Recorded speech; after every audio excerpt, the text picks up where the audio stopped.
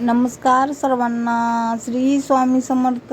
जय जय स्वामी समर्थ. माझ्या यूट्यूब चॅनलमध्ये आपले सर्वांचे स्वागत करते. तर बघा, सकाळी लवकर उठून आवरून वगैरे घेतलं आणि देवपूजा करून घेतलेली आहे.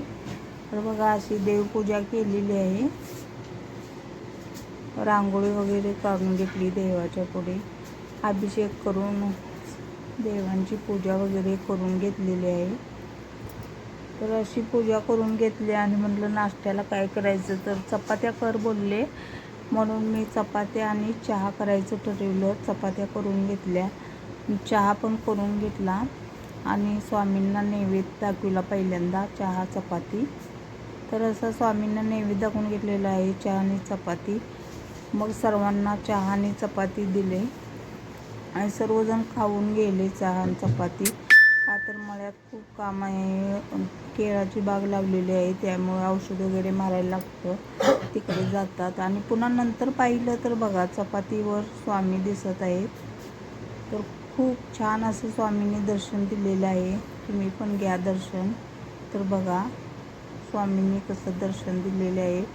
आज बघा, साक्षात स्वामींनी चपातीवर दर्शन दिलेले आहे. आणि दर्शन वगैरे घेतलं, स्वामींच्या पाया वगैरे पडून घेतलं. आणि आज इडल्या वगैरे करायच्या होत्या, म्हणून मग काल तांदूळ 3 वाट्या, उडदाची डाळ 1 वाटी, थोडीशी मेथी, पोहे असं भिजत घातलेलं होतं आणि संध्याकाळी बारीक करून घेतलेलं होतं आणि डबा झाकून ठेवलेला होता बघा. तर सांडल म्हणून मी पहिल्यांदा खाली ताट ठेवलं होतं, तर डबा असा फुल भरलेला होता. खूप छान बेटर झालेलं होतं. तर बघा, हे बेटर किती छान झालेलं आहे. मग ते बेटर मी एकजीव करून घेतलं, असं एकजीव करून घेतलं आणि इडली पात्राला तेल वगैरे लावून घेतलं आणि इडल्या पटापट करून आपल्या शिजत घातल्या. 15 मिनटं इकडं इडल्या शिजत घातल्या, तोपर्यंत तिकडे डाळ वगैरे, तुरीची डाळ आणि शेवग्याची शेंग शिजत घातलेली होती. इडल्या अशा पटापटा काढून घेतल्या. तर इडल्या खूप छान अशा झाल्या होत्या, स्पंजी स्पंजी झालेल्या होत्या. तर बघा किती मस्त झालेल्या आहेत इडल्या. आणि लगेच खोबऱ्याची चटणी पण करून घेतलेली आहे. खोबरं बारीक करून ठेवलं होतं मिक्सरमध्ये आणि मोहरीची आणि कढीपत्त्याची फोडणी दिलेली आहे.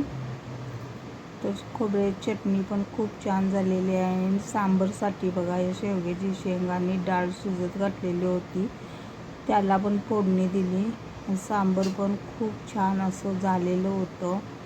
तर बघा, मस्त असं सांबर केलं आणि सांबर, खोबऱ्याची चटणी, इडली आणि उत्तापे थोडे बनवले. तर बघा, सगळं झाल्यानंतर पहिल्यांदा म्हणलं स्वामींना ताट तयार करूया. तर मस्त असं स्वामींना ताट करून घेतलं आणि स्वामींना नैवेद्य दाखवून घेतलेला आहे. तर मला 12च्या आत बघा स्वामींना नैवेद्य दाखवायचा असतो या, त्यामुळे पटापट आवरून घेतलं आणि 11:15ला मी स्वामींना नैवेद्य दाखवून घेतलेला आहे.